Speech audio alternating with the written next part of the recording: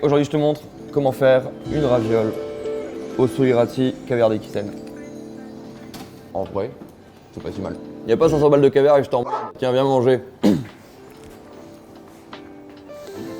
C'est un bon ravioli, hein. T'en veux, Margot? Pas mal. Ouais. C'est très bon. Pour cette recette, il va falloir de l'eau sourirati et de caviar. Et voilà, bisous.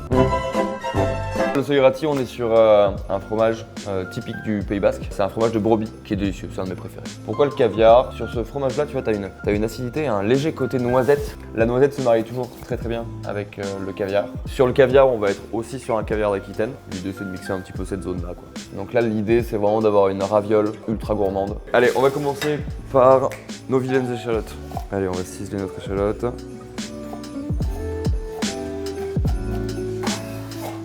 Petite casserole, un filet d'huile, on rajoute nos échalotes qu'on va juste faire suer, donc on va pas chercher de coloration.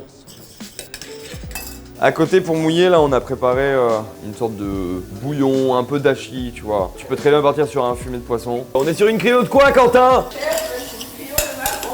Cryo de maquereau. Mais bref, avec un fumé de poisson ça fonctionne. On va notre fumée, ça on va se le faire réduire légèrement avant d'ajouter notre beurre et notre sourirati. On va se filtrer ça. Là t'as tous les... Ah mais on en fait quoi du coup des échalotes? On a quand même pas fait ça à la poubelle. Du coup, t'en fais quoi? Bah tu les fous à la poubelle. Si vraiment on veut partir un peu dans le sujet anti-gaspi, ça s'appelle juste cuisiner en fait. Il n'y a aucun cuisinier qui jette un truc qui peut potentiellement genre ajouter du goût à ton plat. Après une fois que le produit tu vois donné tout le goût, si tu le jettes, on s'en branle, c'est pas le sujet, tu vois, sur un bouillon, genre ton légume qui a plus aucun goût et plus rien, oui tu le balances et c'est ok. Il n'y a pas de cuisine anti-gaspi quand tu parles de bonne cuisine en fait. Je vais récupérer mon sourirati.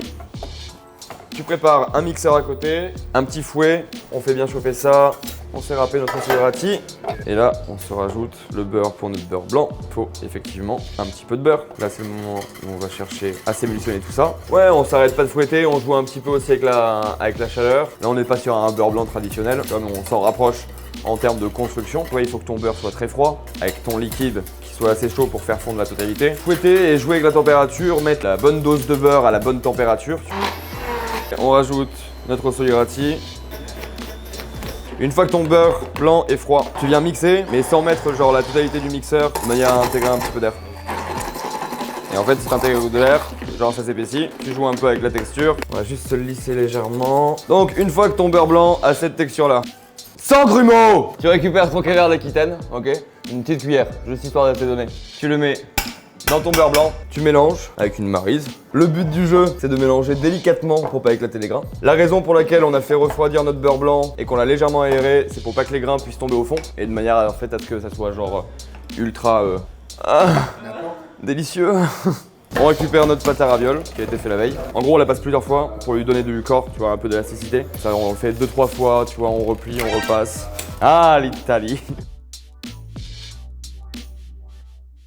Je suis en train de mettre mon beurre blanc caviar avec le sourirati dans ma poche.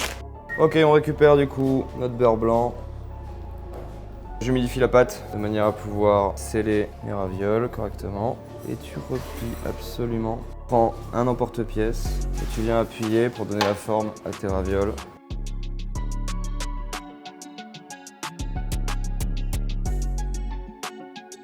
Là, je fais une deuxième passe une fois que c'est emporte-piécé, de manière à virer l'air et bien souder ma raviole. Ça, on se le refroidit avant de les cuire. Ok, donc on a fait bouillir de l'eau. On va se mettre nos ravioles 1 minute max. Une fois qu'on en est là, on sort nos ravioles et on va finir la cuisson en les glaçant. On récupère notre cuisson.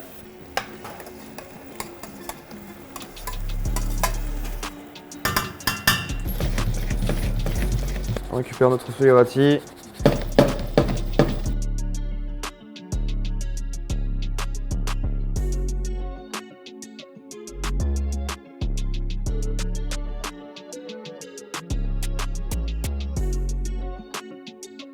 Ok, bye bye.